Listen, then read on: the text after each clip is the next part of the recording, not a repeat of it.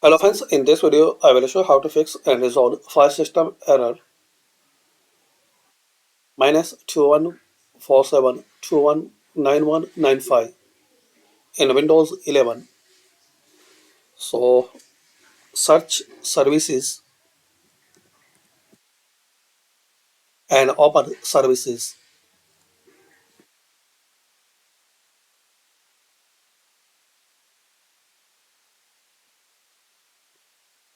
In this list you have to find out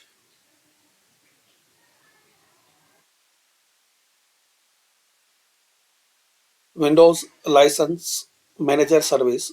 So right click and properties.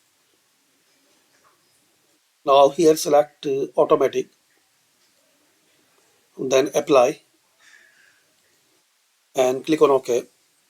Now right click on it and restart. Exit and restart your system. If this method not work, so try second one, search store. So open Microsoft Store.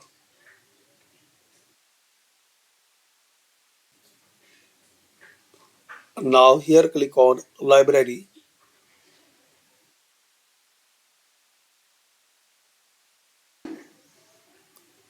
then click on get updates. So update all your applications, and once this